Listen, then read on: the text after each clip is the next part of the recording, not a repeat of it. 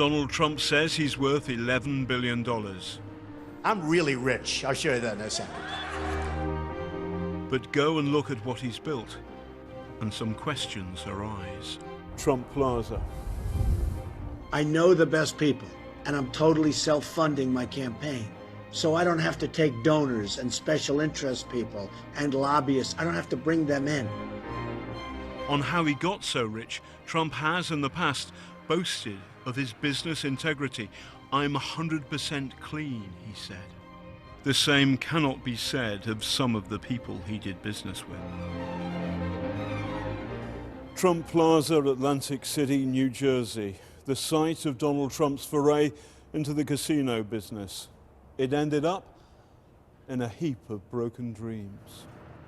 Trump Plaza closed 2 years ago. 4 of his gambling businesses went bust. Back in 1980, when Trump launched his first casino here, some of his business partners worked for the mafia. The picture in New York was no better.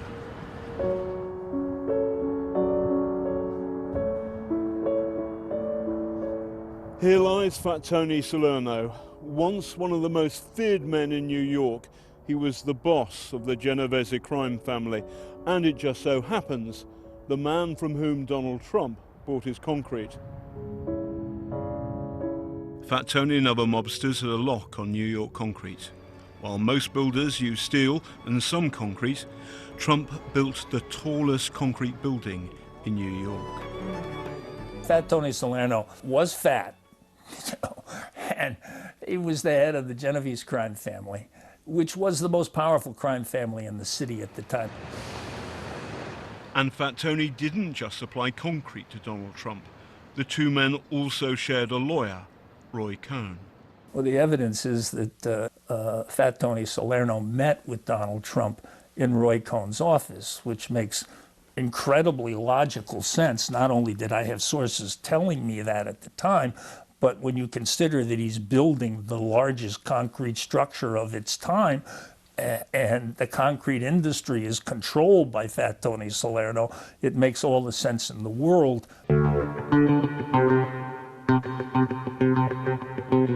In the early 90s, Trump was almost $1 billion in the red. By 2004, he'd recovered and got into reality TV. You're fired. But here's someone he didn't fire, his business associate, Felix Sater. In 1991 in this bar, Felix Sater had a row with another Wall Street broker. Sater snapped the stem of a margarita glass and stabbed the man in the neck and face. The man had 110 stitches. And Sater, he went to prison.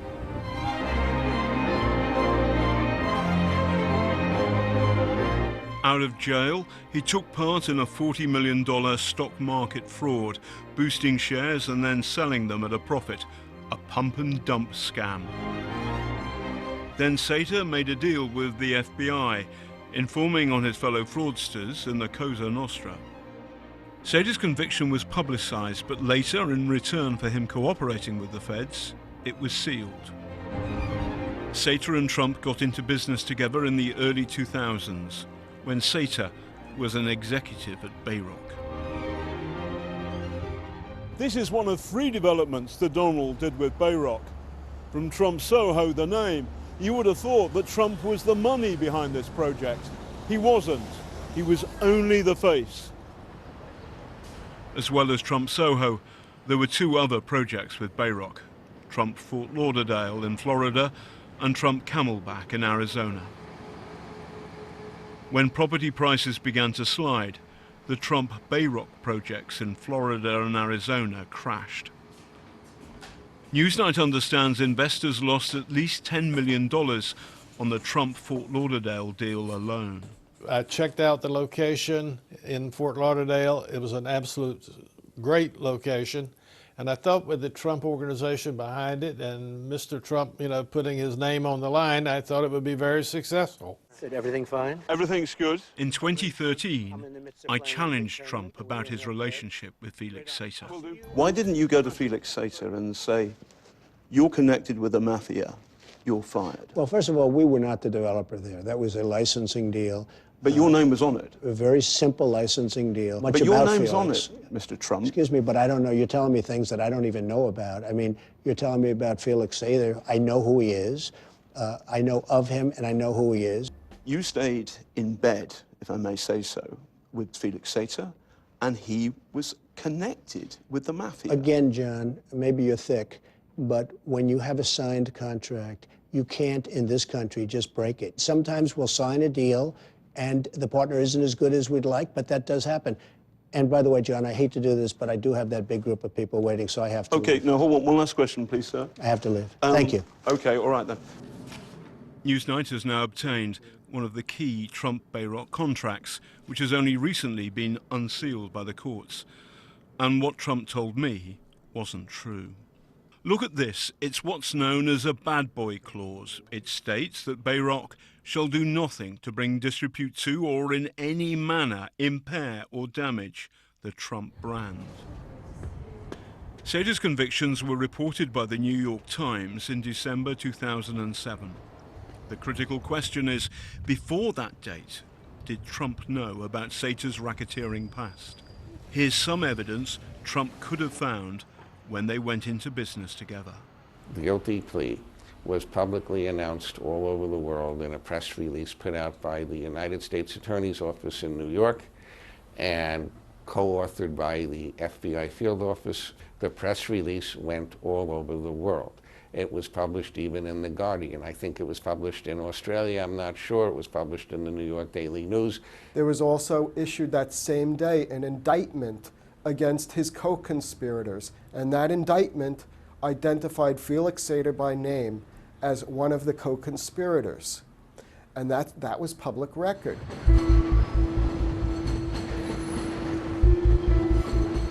A third pointer in 2006 that might have alerted Trump to Sater's past was a lawsuit alleging that he made a death threat against a Trump Bayrock investor. Ernie Menez had bought into Trump Camelback in Arizona.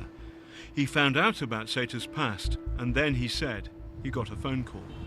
The case was later settled, but in the lawsuit, Menez said that Sater threatened to have a man electrically shock Mr. Menez's testicles, cut off Mr. Menez's legs, and leave Mr. Menez dead in the trunk of his car.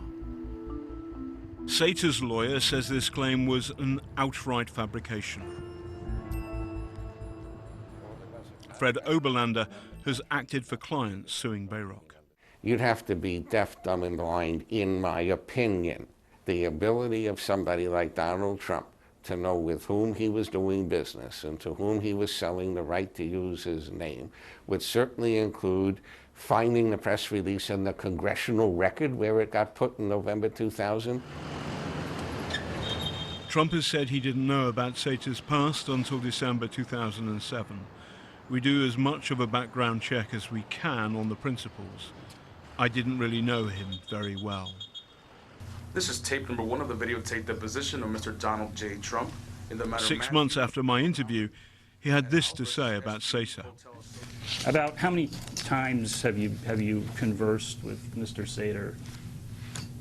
Over the years? Over the years, if you could estimate. Not many. Not many. If he were sitting in the room right now, I really wouldn't know what he looked like. Okay. Astonishingly, that was 3 years after Sater had an office in Trump Tower, a Trump email, and a business card listing him as a senior advisor to Trump. Mr. Felix Sater. Felix Sater now sees himself as a reformed character. My life has been beyond interesting. My wife says living with me is like reading next week's newspaper today. Oberlander and Lerner say that Sater didn't reveal his convictions to the banks, and so, the argument goes, the Trump Bayrock deals are built on bank fraud. His name is still on Trump Soho, which is a Bayrock project, and he's still drawing profits off of that edifice built on fraud. He has, in my opinion, an ethical obligation at a minimum to disassociate himself from Trump Soho, because that project was built on bank fraud. Sater's lawyer told Newsnight that his client will not comment on either Trump or Bayrock. adding but Sater is not now, nor has he ever been, mob-connected. So what about Trump's boast that he's 100% clean? Can anyone who did business with the likes of Fat Tony Salerno and Felix Sater claim that? Donald Trump cannot wipe clean his brushes with the mob.